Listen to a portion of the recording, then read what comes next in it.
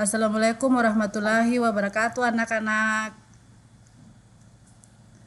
Bagaimana Waalaikumsalam Waalaikumsalam warahmatullahi warahmatullahi wabarakatuh. bagaimana kabarnya hari ini? Sehat semua? wabarakatuh. Alhamdulillah baik. Ya, Sehat Bu. syukur alhamdulillah kalau kita sehat semua. Mudah-mudahan kita sehat-sehat semua dan bisa mengikuti pelajaran kita pada pagi hari ini dengan baik. Sebelum Ibu memulai pelajaran, kita berdoa dulu ya anak-anak.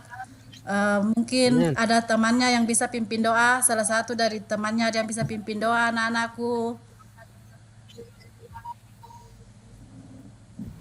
Pak Nur Ali bisa pimpin doa, anak-anak Nur Ali. Ya, oh iya Bu, silakan.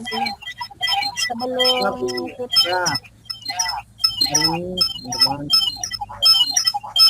belajar, mari kita berdoa, baca doa belajar.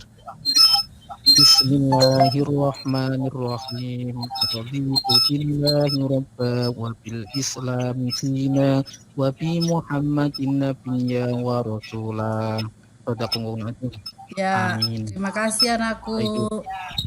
Nah, sebelum Ibu memulai pelajaran kita pada pagi hari ini, Ibu mau mereview dulu pelajaran kita yang lalu, yaitu adalah iman kepada malaikat Allah Subhanahu wa Ta'ala. Ada yang bisa memberikan pengertian iman kepada malaikat? Ya, Pak Heru. Anak Heru.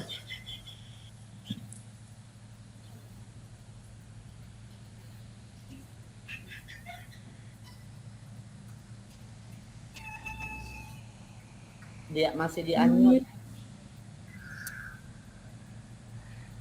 Ya, saya ulang Bu ya. Ya. Iman adalah percaya, meyakini bahwa malaikat itu adalah salah satu makhluk gaibnya Allah. Ya benar. Ya, selanjutnya Ibu akan masuk ke materi. Sebelum Ibu masuk ke materi, Ibu tampilkan materi dulu ya anak-anakku.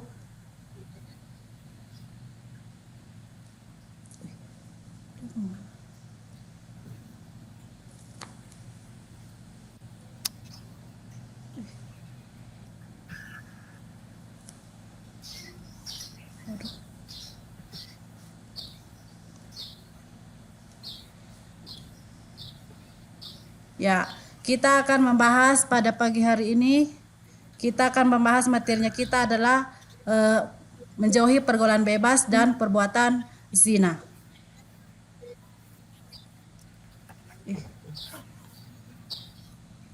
Kelihatankah anak-anak? kelihatan Bu Guru.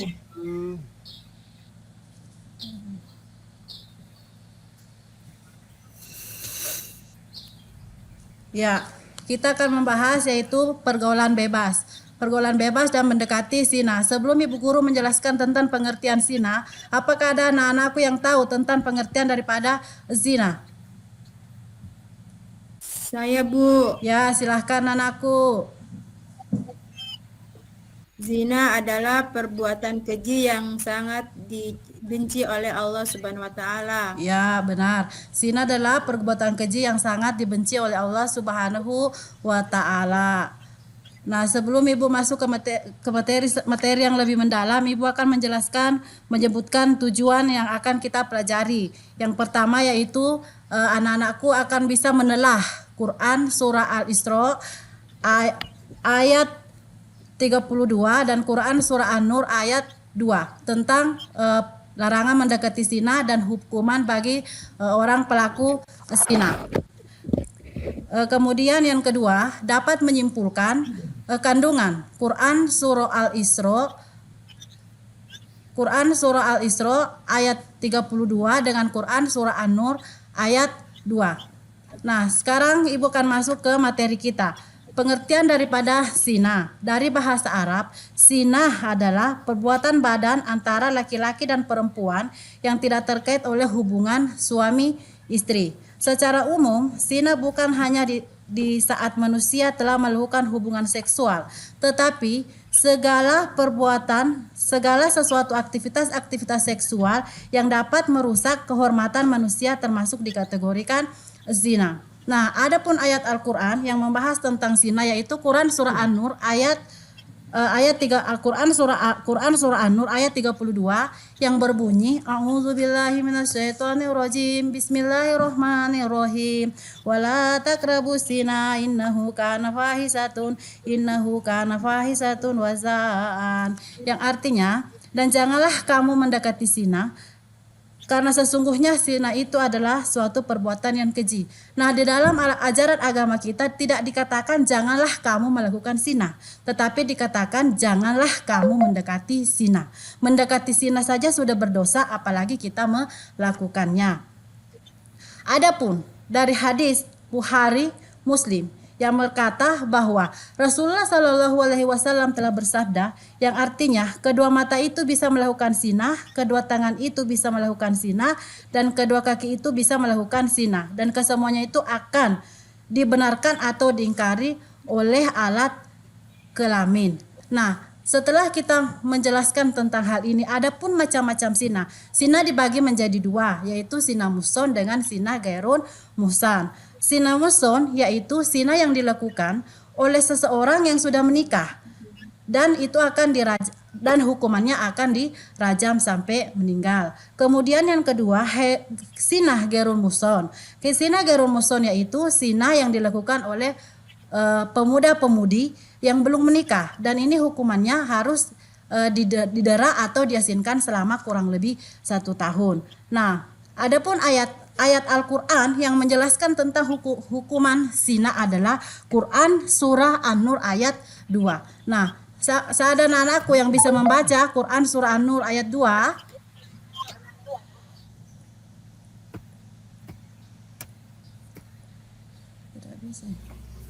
Ada Quran surah An-Nur ayat 2.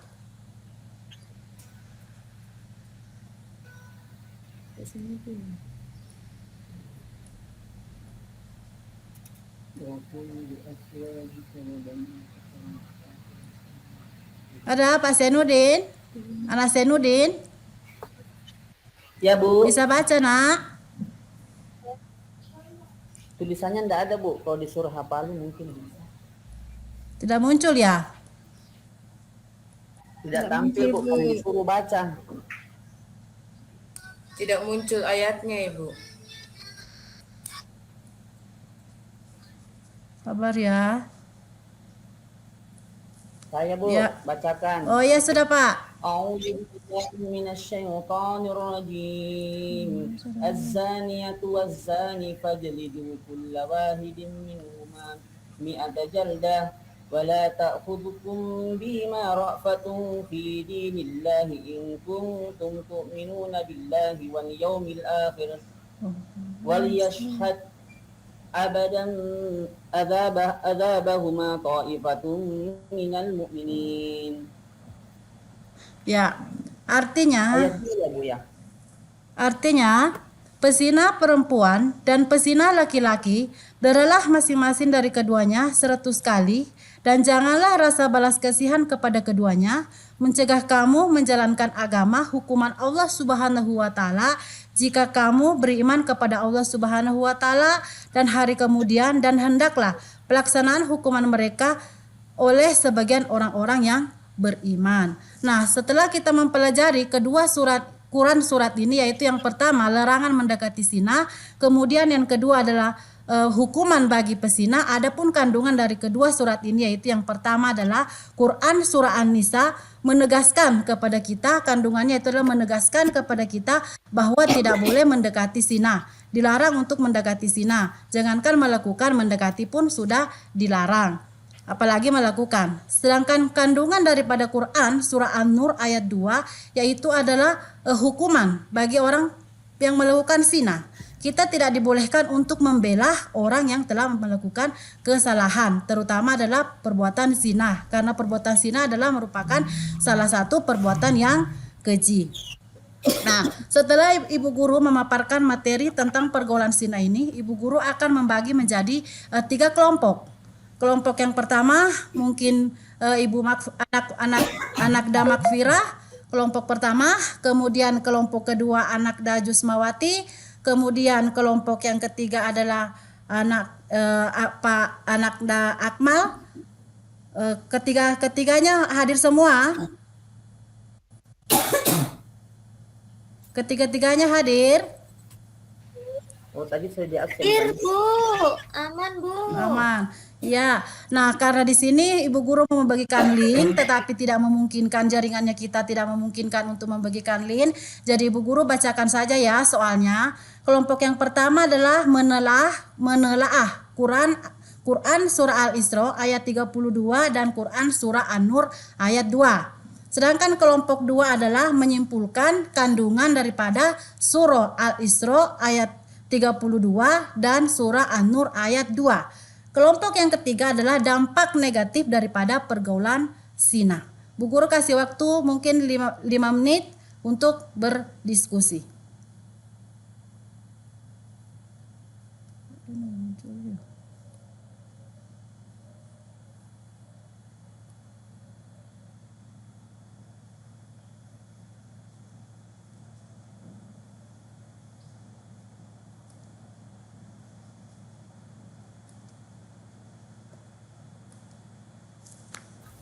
Ibu guru Ana Farida nih dia main terus, Mufarida dia tidak kerjakan tugas baru main terus. Iya, Dia bicara banyak. anak Dafarida kerjakan tugas ya, jangan main-main. Bagaimana anak-anak sudah selesai? Ada yang bisa mempresentasikan di antara 3 kelompok ini? Ditunjuk aja Bu, biar dia berani. Kalau nggak ditunjuk nggak mau berani tuh Bu. Ya, kelompok 1. Ketua kelompoknya tadi siapa ya?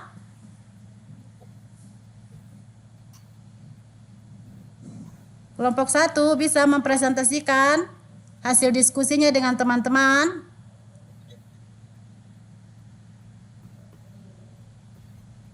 Ibu guru ini temannya kita Pak anak Jainuddin duluan.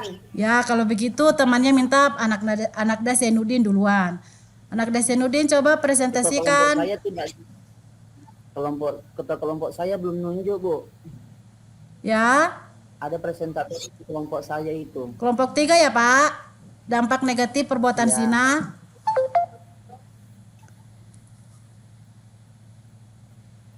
Ketua kelompok saya sudah nyuruh saya belum ya? Mana ketua kelompoknya Pak Zainuddin? Mewakili sudah anak Zainuddin. Dampak negatifnya daripada perbuatan zina itu sangat banyak, menyebabkan perilaku yang tidak pantas itu menyebar di kalangan masyarakat, kemudian juga mengundang murka Allah Subhanahu wa taala akibat perbuatan zina. Bagaimana juga terjadi pada kaum-kaum sebelumnya, mereka mendapatkan azab karena merebaknya perzinahan. Dan perzinahan ini termasuk di antara tanda-tanda hari kiamat. Termasuk tanda-tanda kiamat kecil dengan menyebarnya perzinahan di kalangan manusia yang dilakukan oleh orang yang tidak melakukan hubungan secara sah dalam pernikahan. Mungkin itu Bu. Iya. Siapa tahu ada teman yang mau tambahkan, anak Zainuddin punya pendapat? Saya menambahkan Bu. Ya, silakan anak Munfarida. Ya, akibat dari perbuatan zina, nasab dari seorang anak yang hasil zina itu tidak jelas Bu Guru. Ya, betul. Keturunannya tidak jelas. Saya lagi Bu Guru. Siapa Bu Jum? Anak Dajum silahkan. Bu Guru mau tanya. Timbulnya penyakit menular Bu Guru. Ya, timbulnya penyakit menular, yaitu adalah penyakit AIDS atau penyakit AIDS atau penyakit kelamin. Ya, benar. Ada lagi? Bu Guru. Ananda Safri? Ya Bu Guru, anak zina itu secara biologis itu tetap anak daripada sang ayah, cuma secara syariat Islam itu sudah bukan anak daripada sang ayah. Ya, Ibu. Ada teman yang bisa menjawab? Anak Dasafri punya pertanyaan?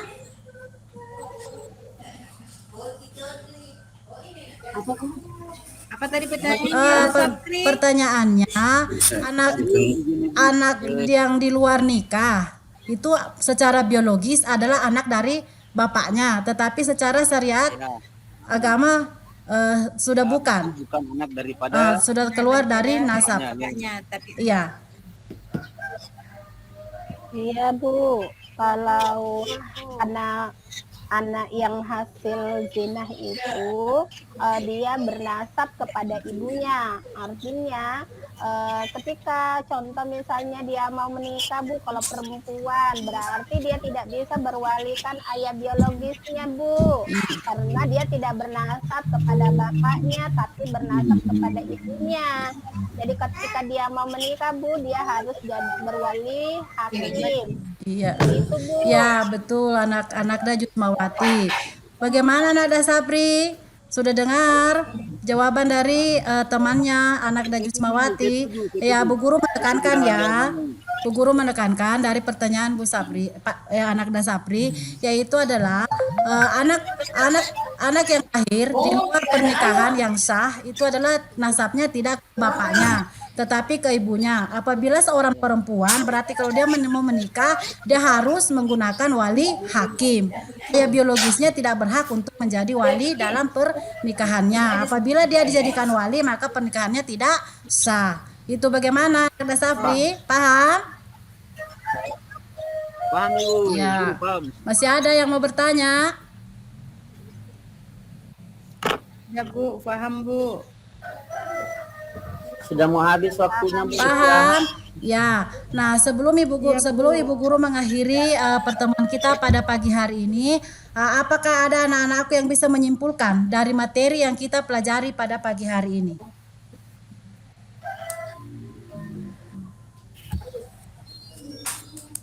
Saya Bu. Ya.